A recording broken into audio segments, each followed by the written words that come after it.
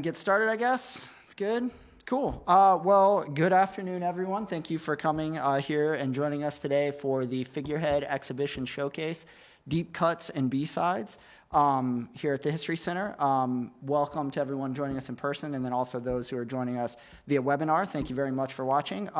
So for those of you who are here in person, we're going to leave some time at the end for questions.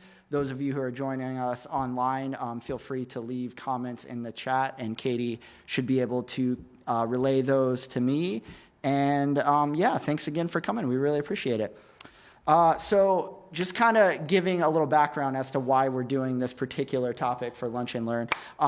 The Figurehead exhibition that we currently have, called Figurehead Music and Mayhem in Orlando's Underground, opened here at the History Center this past September. And it was a really long time in the making, as a lot of you in this room know. We're joined today by some of the people most closely involved with this story.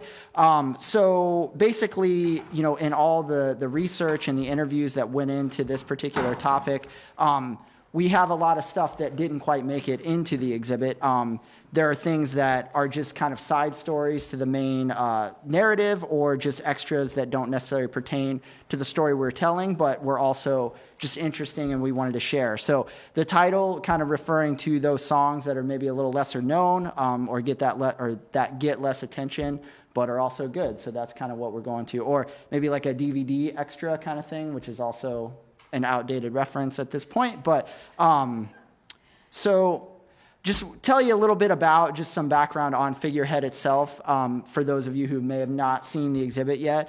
So basically, Figurehead is the company owned and formed and operated and virtually everything else by Jim Faraday, who is with us today. So Jim moved to Florida in 1983. He's originally from Pittsburgh, Pennsylvania. And a lot of the music that he enjoyed while up in Pittsburgh, he noticed that the scene here in Central Florida was a bit different than the Northeast, with Pittsburgh being kind of like a major hub for a lot of the bands that he liked. What you would kind of refer to, I guess, as independent or punk bands, or what we would maybe refer to as alternative today. Those bands weren't necessarily coming to Florida. So the catalyst was there to kind of try to rectify that situation. I know that Jim plugged into the music scene pretty quickly down here through a number of different means. I know a lot of people at Murmur Records were really influential in the music scene, including Don Gilliand, who had been doing some shows, and Jim sort of got involved with that. So he began formally doing shows in 1985 at a venue called Sleep Out Louie's on Lee Road. And pretty soon thereafter, it was decided that the effort needed a name. So Figurehead kind of comes from that. Rather than calling it a person's name, this isn't like branding, I guess, in the sense that we think of it today, but in a lot of ways it is kind of similar. If you think of this as like a curated collection of music, either through the shows that were being put on or through the record label that would soon form, it's really just a kind of that tag or stamp of approval that went with that set of music. So the name itself comes from a Cure song called The Figurehead from their 1982 album Pornography, which is a very popular album that I know Jim is a fan of and a lot of other folks. So it worked out to be an appropriate name just because it took on a couple of meanings. So the logo itself that you see there, that was designed by designer Thomas Scott, who was very influential in Figurehead in terms of the record release designs and many, many of the posters that you can see within the exhibition. So that is basically like the carving on the prow of a ship. So there is like a kind of a nautical theme to it. But basically the idea is that it gives some life and like a human form to the ship. I guess the equivalent would be like naming your car or something like that. So it kind of just breathes some life into the ship. And I think that that is really interesting in terms of what Figurehead did for sure. And let's see, the kind of moving on to some more imagery related to the ship stuff. So Figurehead Records' first release was in 1987. And it was a compilation cassette of some various local bands called The Vessels Had Life. So again, kind of playing into that theme of the personification of something. And, I think that no one really would make the claim that there was no other music going on or nothing else happening or no one ever promoted shows. But I think Figurehead's efforts were kind of special in ways that, attracting these bands down here that otherwise wouldn't have come. I think that in many ways influenced the local scene as well, because these people now had someone to look at and say, well, if they can do it, we can do it. And then it also created a situation where they would be able to be put on the same shows, open for some bigger notable bands. And I think that helped grow the local music scene. So like this cassette release is a great example of, a lot of important local bands that were, kind of part of this scene and being able to do shows and get a little bit of a higher profile by playing music with some of those bands. On the right there, you see a poster for the exhibition that we have here at the History Center that also kind of plays upon that theme with the figurehead as the prominent feature there. You also see the sort of element of the original Figurehead logo down at the bottom. That was designed by Jeff Matz of Lure Design, who is also featured pretty prominently in the exhibit. So, again, kind of harking back to that original concept. And then also Figurehead being like the symbolic leader of something, which I think is very fitting. So Jim, I think, is very honest with the idea that this wasn't all like a one-man show. There were a lot of people who contributed over the years. But you have to also consider that Figurehead wasn't like some giant company with like offices full of people at any given point. So, Jim being kind of the only true consistent throughout the entirety of the company, for better or worse, I think like he has become the figurehead, and that's something that people refer to him as well. So, but I do want to mention some other folks just to kind of, paint the picture of how this scene all kind of came together. So the photo that you see here that we've also used for some of the promotional material related to this Lunch and Learn is a band called Braille Closet, who were based in Orlando and kind of gained a big following in the area. They had quite a few releases on Figurehead Records, including on that first cassette that you saw there. And they played on the first ever Figurehead Night Out, which was a curated show of local bands that really became like a local favorite here for a few incarnations. So the group singer Michael McCraney would go on to work for Figurehead and would help book at the Sapphire Supper Club, and today is the head of the Social and the Beecham and still doing shows here locally. He's pictured there on the right with Shani Ray, who was certainly a major contributor to Figurehead, and Jim Farady's partner in the Sapphire Supper Club, which was a club on Orange Avenue that is a big part of the Figurehead story as well. We talked a bit more in depth about Shani in one of our recent Lunch and Learns about women in the music scene, but her influence in all this probably cannot be overstated. So there's a few stories we'll tell that definitely involve her coming up. And I think it would be really impossible to name everyone involved in Figurehead or the Sapphire over the years or who have contributed. Tried to kind of put that list together, but it's just so many people, and I would be definitely leaving some people out to try to do that. But I do want to name a few people who kind of come into play in some of these stories, just because I feel like it's important to kind of see the connectivity of all this. So another one that I wanted to mention is joining us today, Jim Leatherman, who at a point played in Braille Closet and has really documented the music scene and contributed. Yeah, exactly. And contributed so much to the exhibit that we have here today. I know Jim Farady would also probably recognize Ed Puglisi for helping out in those early years and putting, Jim and the Figurehead people in touch with a lot of the bands that ended up coming to town. We just did an event recently with Sandy Bittman, who runs Park Avenue CDs, and he helped at some points and worked for Figurehead, booking shows at Rollins College. Other notable people like Drew Garabo was a big local radio personality that worked for Figurehead. The list really goes on, but the point being is that, this doesn't all exist in a vacuum, and it very much is a community effort, and I think anybody involved or who has seen this would definitely agree with that. So the first kind of national act that I want to talk about today is Henry Rollins, and I think that, the word icon gets thrown around a lot, but if you're talking about punk rock music, I think for sure Henry Rollins is iconic. He's a vocalist, a spoken word performer, author, actor, many other things. And one of his most celebrated roles is as the singer of Black Flag, who played a Figurehead show here in Orlando in 1986. So that band was from Hermosa Beach, California, the Los Angeles area.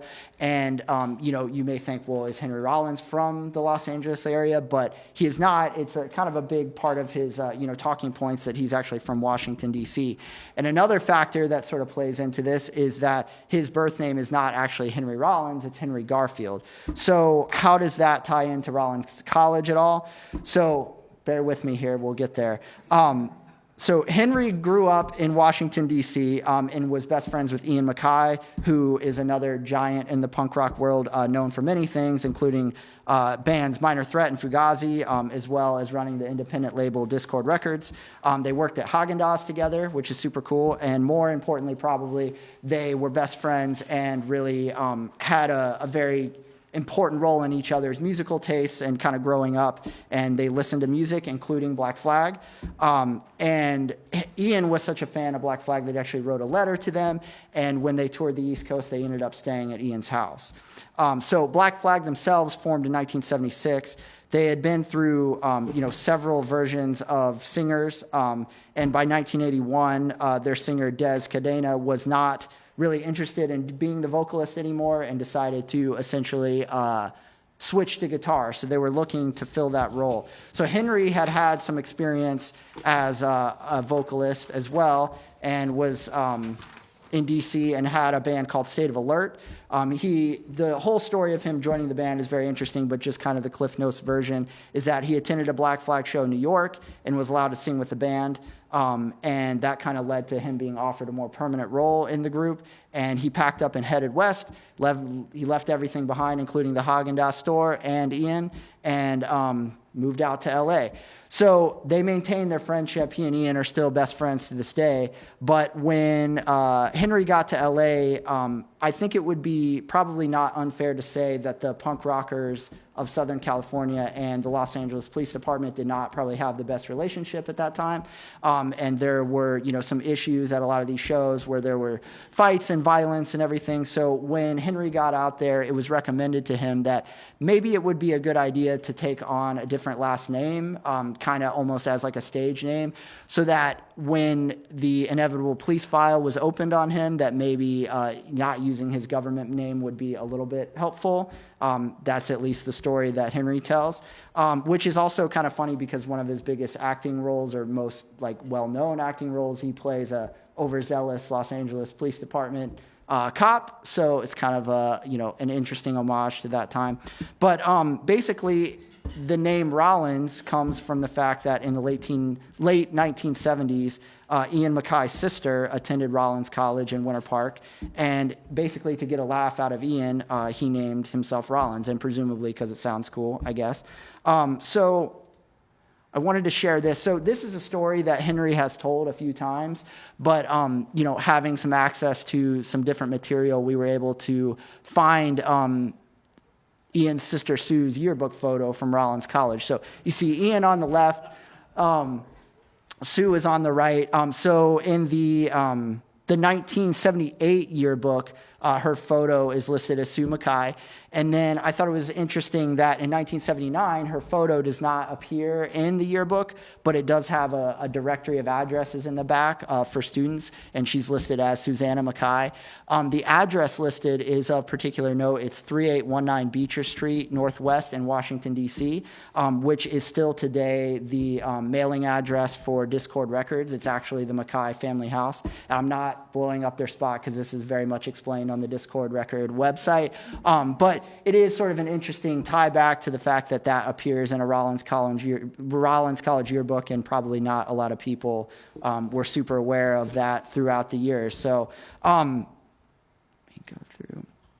So we were lucky enough to be able to get a written interview with Henry Rollins for this exhibition, and we were able to, quote a few things within. And he definitely remembered the 1986 Black Flag show here in Orlando.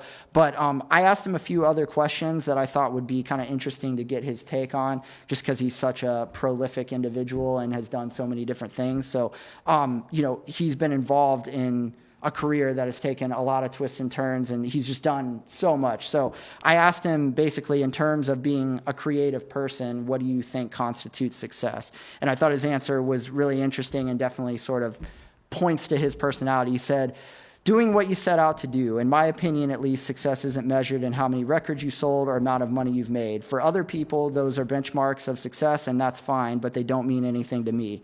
Miley Cyrus probably gives away more records than John Coltrane ever sold. Does that make her more successful? I think success is defined by each person by their own set of values. For myself, I define success as taking an idea and putting it out into the physical world. I come up with an idea for a book, I write it, and eventually it's something you can hold in your hand. You do it, and then you do something else.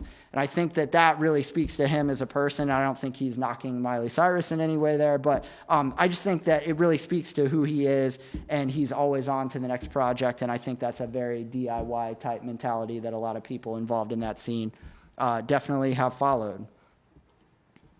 So kind of going back to Ian MacKaye quickly, so Ian has played with his band Fugazi in Orlando a number of times, including shows with Figurehead. They are a fiercely independent band and are really known for their DIY mindset. They release their own music through Ian's Discord Records, and if you believe the stories that have been told over the years, have been offered a ton of money to go elsewhere, but they just wanted to maintain their own kind of control. They were, very adamant that their shows be all ages, that their records be priced a certain way, that their shows stay $5. So definitely, subscribers to that whole mindset. So the shows that they promoted, or they worked with Figurehead on, they definitely developed a relationship with Jim Faraday and Shani Ray. And in April of 1996, they played at the club at Firestone on Orange Avenue, which is just down the street from the Sapphire Supper Club, another very notable venue here. And when they returned home from the tour at the end of that month, Ian wrote a postcard to the two of them. And I know for a fact that it wasn't the first time that he did this, because Jim has had some that predate this one. And I would imagine that this is not the first time that Ian sent these cards out. So I think that really speaks to him as an individual as well. It was sent to the address of the Sapphire Supper Club. And it was written on April 27th, 1996, so very soon after they would have returned home from that tour.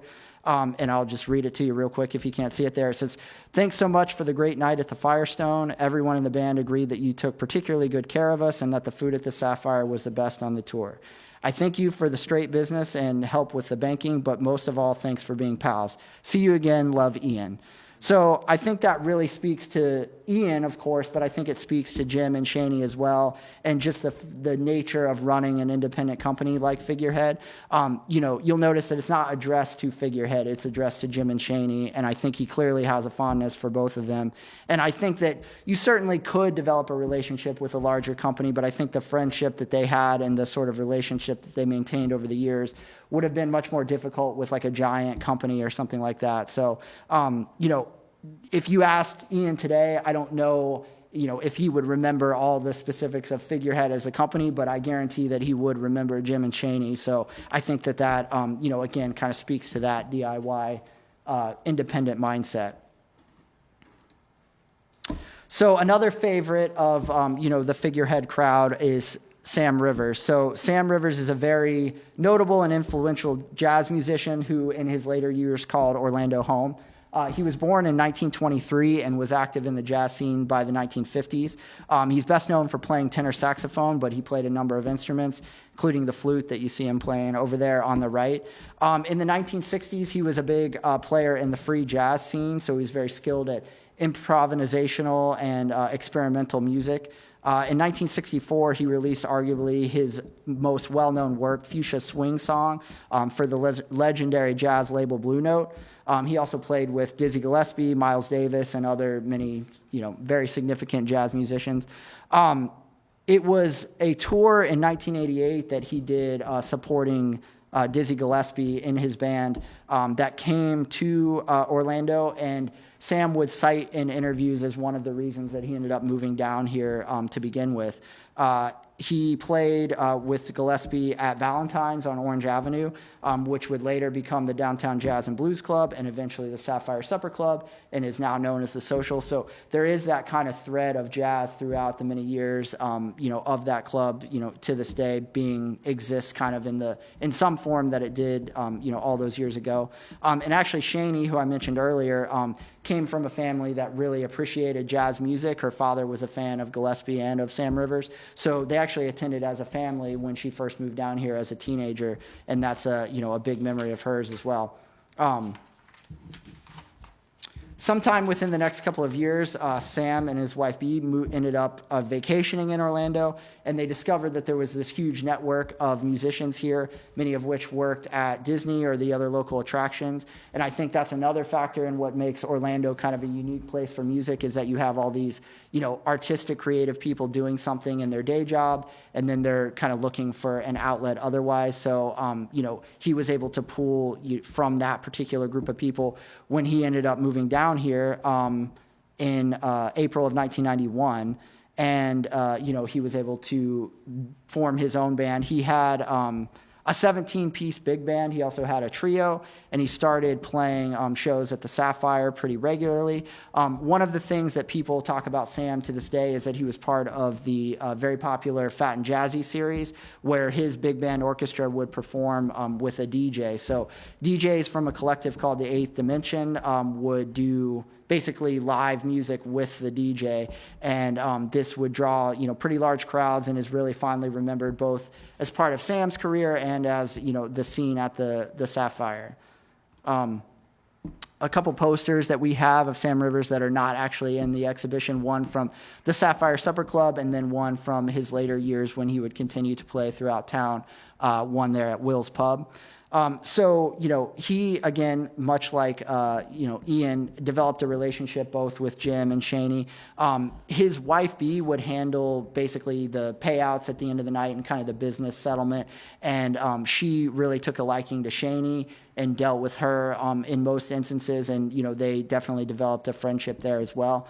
I spoke to Shani about Sam Rivers and asked her how Sam felt about playing with a DJ, because that, is a little bit maybe abnormal for the situation that he did. But, he definitely wasn't set in his ways and wasn't really reluctant to play. He, would play to the more traditional jazz audiences, but he really enjoyed the crowd at Fat and Jazzy as well. And she said that he was just all about the energy and really eager to feed off the crowd in any way possible. For someone who made a career out of musical experimentation, I think he was definitely open to trying new things. And like I said, he would continue to play in town for years, even after the Sapphire closed. He would continue to play at the Social and Will's Pub. And just asking about him as a person, Shani described him as tremendously cool and so lovely. And even though he passed away in 2011, I think that's a pretty cool way to be remembered. So definitely a big part of the whole Figurehead story as well. Oh, whoops. My bad. Okay. So getting into the next story, and I know a lot of you were around for this that are here tonight, or today, I guess, was when Elliott Smith played at the Sapphire Supper Club. So he had played there a few times, but the one that I want to specifically talk about today was on April 4th of 1998, which was a really notable time in Elliott Smith's career. Just probably less than 2 weeks prior, Smith had performed at the Academy Awards ceremony. He had a song on the Good Will Hunting soundtrack called Miss Misery, and he was actually nominated for an Oscar for Best Original Song from a Film, and the film itself was nominated for Best Picture. Elliott famously wore an all-white suit and played the song, just him and the guitar on stage, and he was accompanied by the orchestra that plays at the Academy Awards. And it was a really kind of interesting performance, and what he is probably best remembered for in terms of the mainstream audience and the general public. But he walks off the stage, if you pull the video up of that performance, he walks off stage, and immediately following him is a performance by Celine Dion, doing My Heart Will Go On from the Titanic soundtrack. So unfortunately, he would lose out on winning the Oscar that night to that song.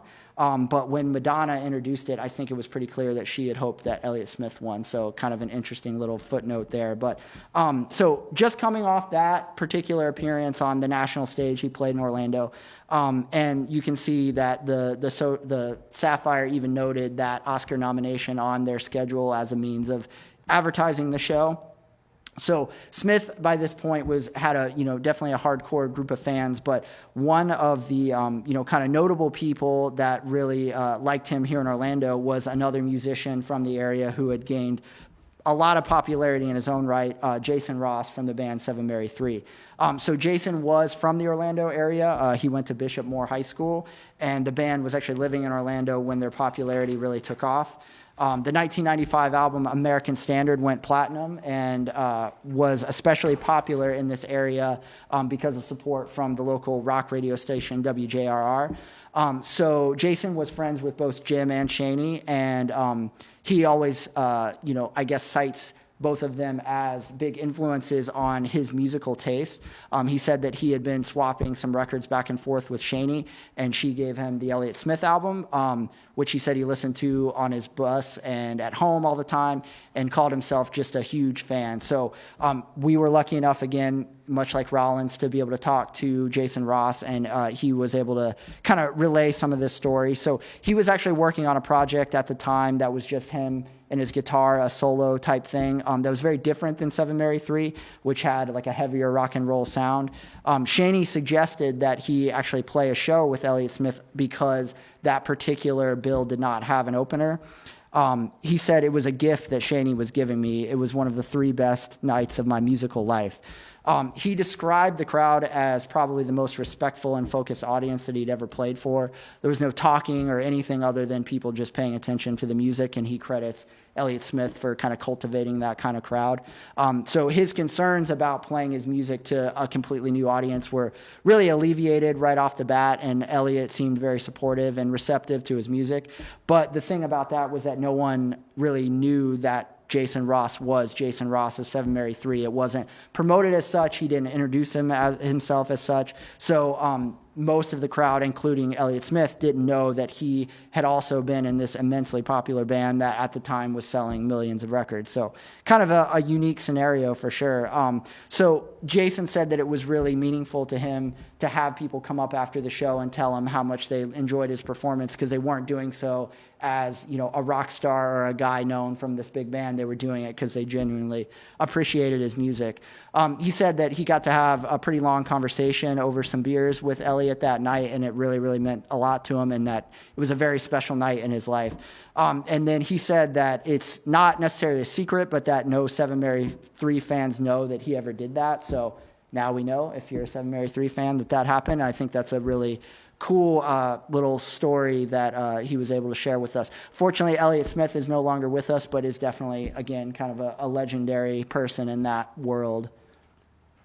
The next year, Elliott Smith would come back, and this is a story that designer Jeff Matz had shared a couple times recently, that he was really inspired by that show in 1998 to create a poster that paid homage to kind of that solo nature of just having a chair and a light and just doing it himself. And then the next time that Elliott came back, he brought a full band and played a rock show and kind of ruined his whole idea. So he makes jokes about that, but I still think it's a really cool poster and definitely in line with what Elliott Smith does for sure. Speaking of Seven Mary 3, another photo by Jim Leatherman over here. We have this photo in the exhibition, but what I think makes it really special is that it was taken at a club called the Go Lounge, which is actually just right outside the main entrance, or was right outside the main entrance of the History Center. So just a little background on what the Go Lounge was. It opened in 1993. William Waldron really wanted to open a club that served specialty and craft beers here in Orlando, which is obviously very common now, but at the time wasn't, necessarily the case. Waldron and his business partner, Barry Freeman, and her husband, Tommy, had already opened up a pretty popular local establishment called Yab Young, which was a coffee shop right next door to where the Go Lounge would eventually be. That opened in 1991. It became a real hangout for the creative types here in town, and itself was named after a reference to Jack Kerouac's novel, The Dharma Bums. And that itself was also written in Orlando, so kind of a tie back how that all comes together in some way. So the bar really became known for a place for Orlando's eccentric and creative and local community to hang out. But what the venue, what was unique about the venue was that it was housed in the former Union bus station that had opened in 1932 here in Orlando.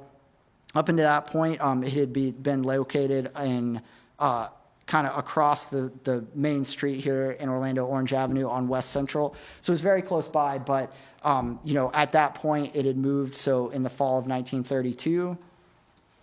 So I just wanted to share kind of what it looked like in the 1930s and 40s, and I was able to find this really cool advertisement. So the station itself was ran by the Florida Motor Lines, and this is an ad from December 15th, 1932, which we're coming up on just 90 years of that, so quite a long time ago. But it was essentially a holiday ad allowing you to buy gifts of bus tickets and send them via wire.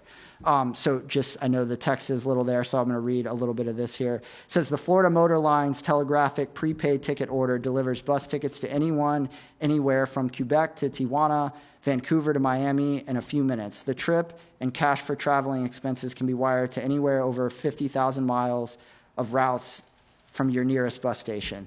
The telegraphic ticket order is another new, convenient service of the Florida Motor Line, America's finest motor coach system. So a couple of the prices listed there. It costs $3.25 to go to Tampa. The most expensive in-state trip was $8.10 to Miami. It would cost $20 to go to Chicago. And the most expensive fare listed was $25.50 to go to New York City.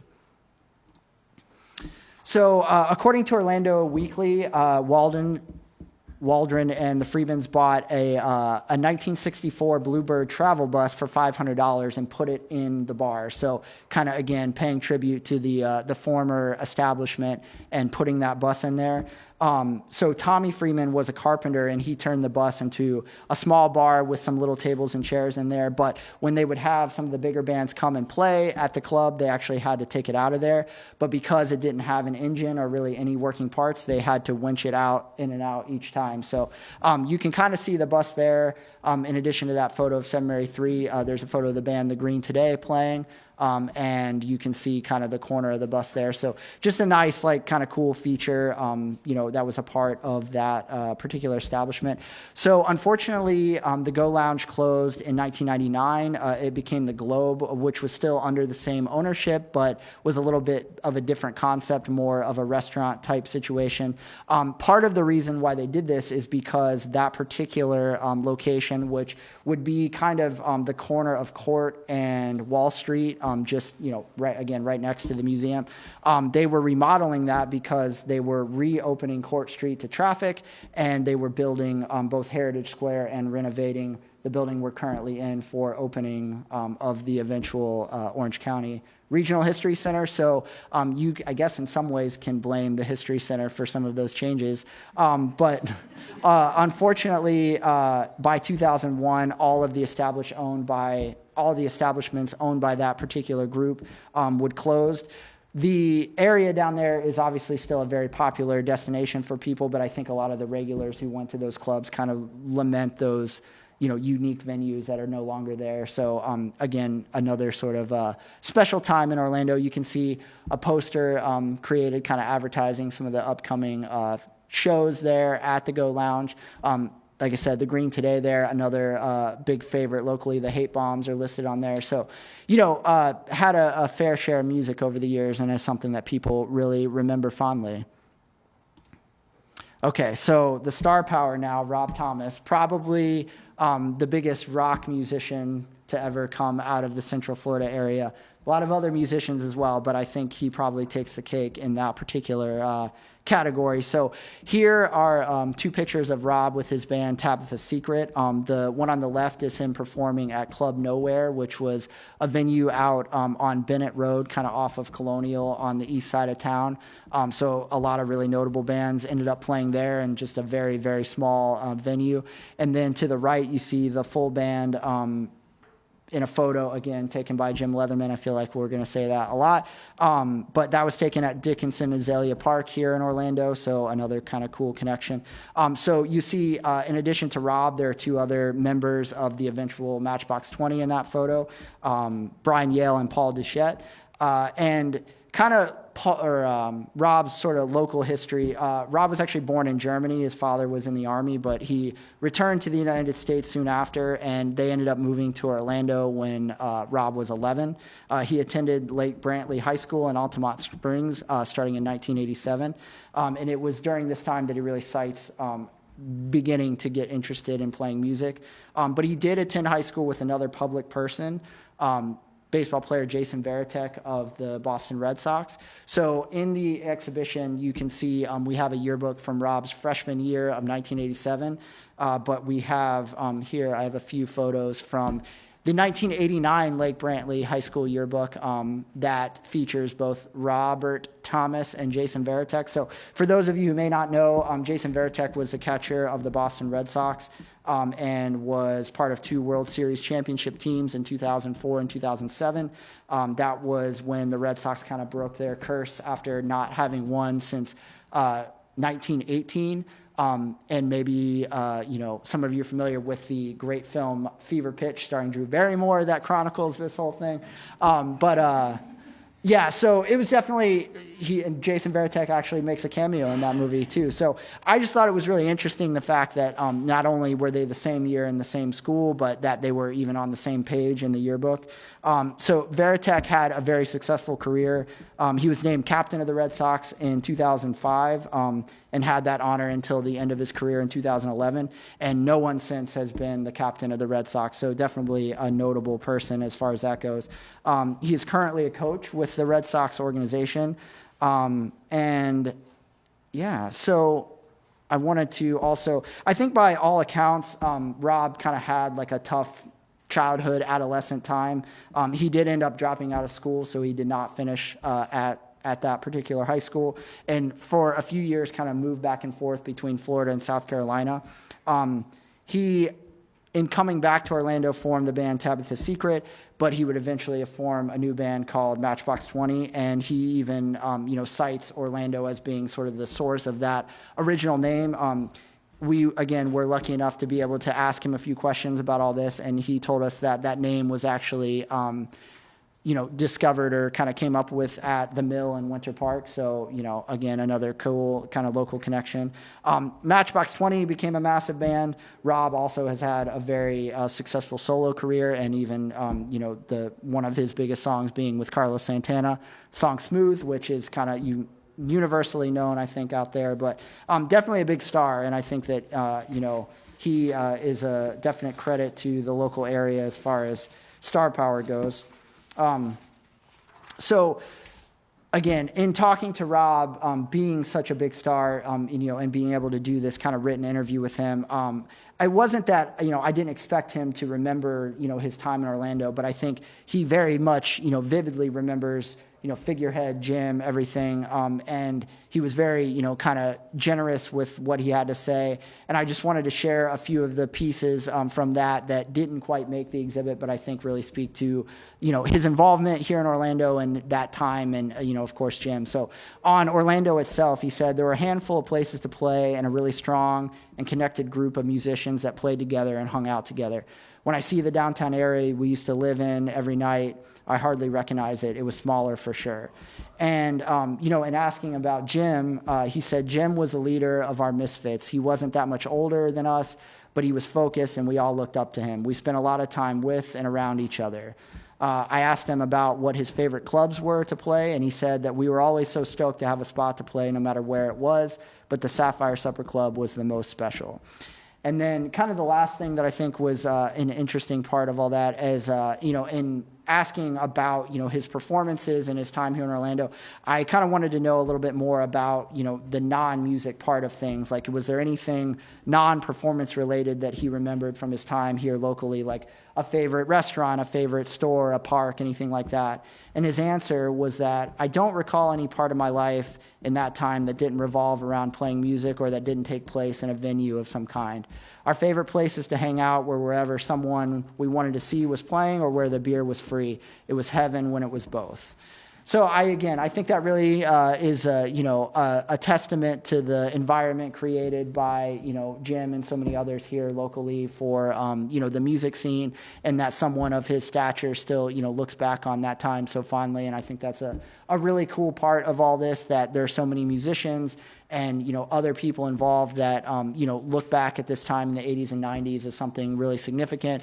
And I think that speaks to the culture here in Orlando, that so much of this was going on, and it's maybe a little bit of a hidden gem, but I think it's something that really works out well, that we're able to talk about within the exhibit and showcase and shine a little bit of a spotlight on. So here's a photo from the actual exhibit, and Jim here.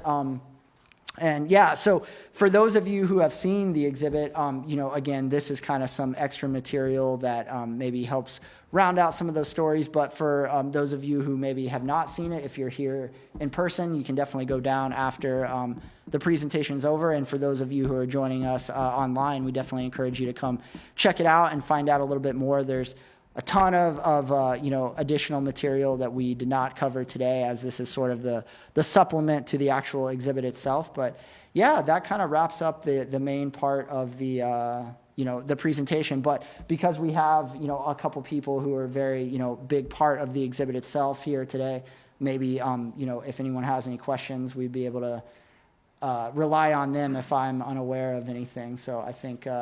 Yeah, if anybody has any questions, or if we have any from online. Not yet, okay. Cool.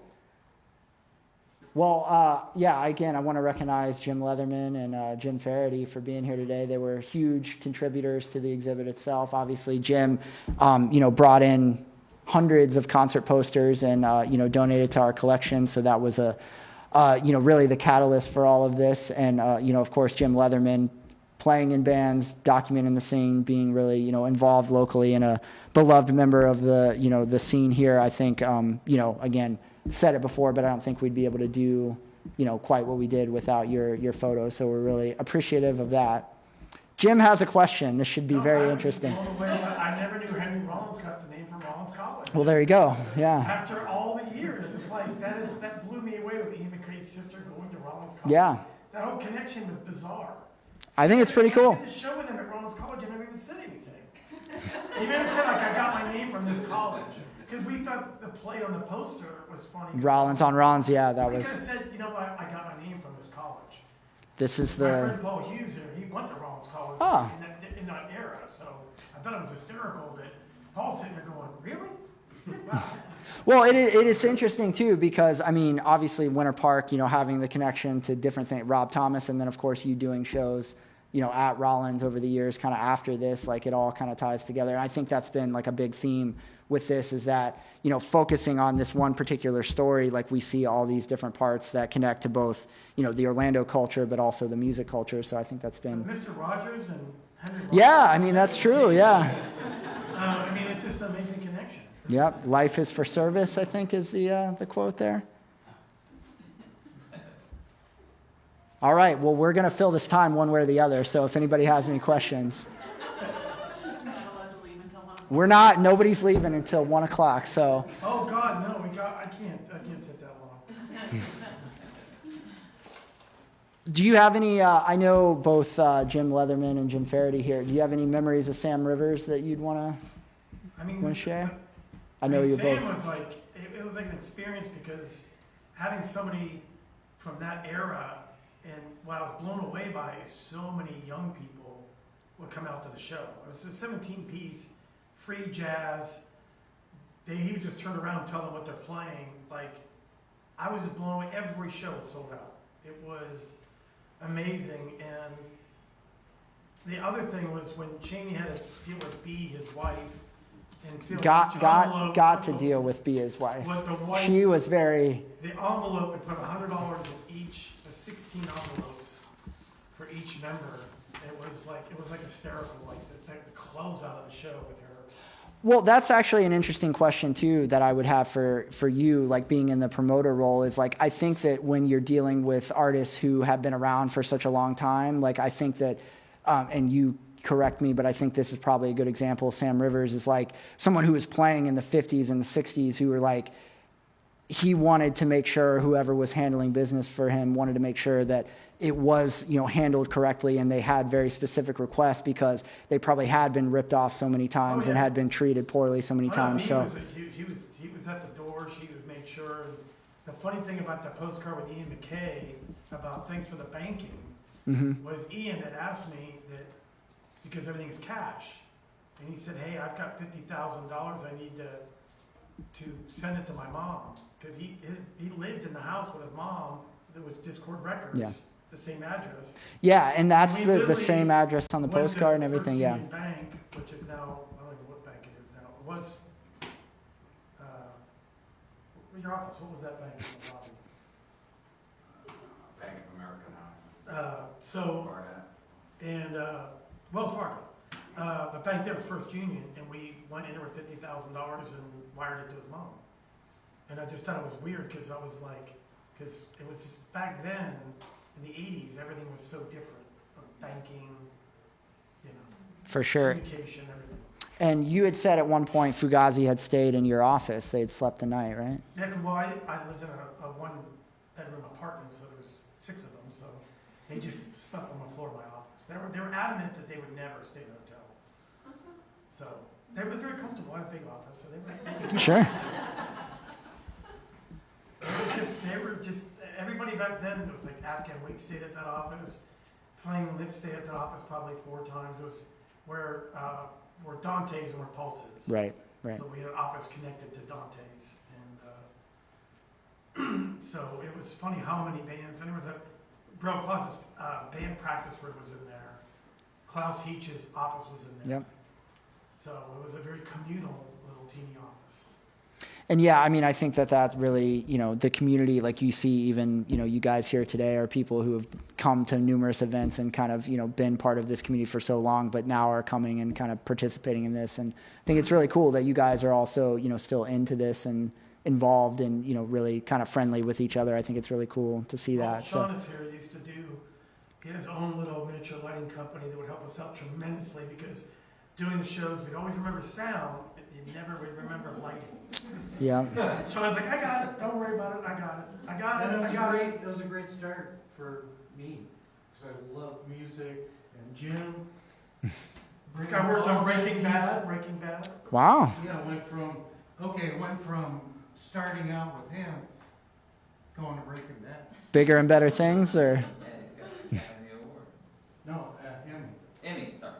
Oh, well, I mean, Yeah. what's the difference really when you get into that level? Well, that's very cool. Yeah, and I mean, I think like there are a lot of people who have shared a similar sentiment with this where, they were involved in some way, be it, writers or the people who designed the posters and all that kind of stuff, where they were able to use these as sort of like introductory into that world and, become involved in music or what have you. And I think the bands too. I mean, I think if you're, playing with these bands that are of national prominence that, maybe, 5 to 10 years before you're in Orlando, you have no chance to do that. I think that really, speaks to the sort of communal aspect of it as well. And like everybody has very, fond memories of this time. Maybe, at the time it was difficult or, challenging or not as financially lucrative, but, those introductory, pieces into that world, I think, have stuck with people in their career for so long. And a lot of these people are still doing really cool and interesting stuff, both, in music and out of it. But like you, doing TV work and everything, I mean, that's a great sort of testament to getting involved here locally, so. And Dave Arden, who's here from Ohio, did our first Brill Closet album cover. Oh, that's super cool. That was a painting that Michael McCready loved, and I loved it too. And we were trying to decide on the first album cover. That was the very first Brill Closet release, and that was his piece of art. Which you can see downstairs on the second floor at Figurehead Music and Mayhem in Orlando's Underground. So, yeah, cool. Come on, anything else? Okay. I like to fill the whole time. Let me see here. Well, that's after the webinar's over. Don't gonna get me in trouble. No, but I just want to say, thank you for joining us today.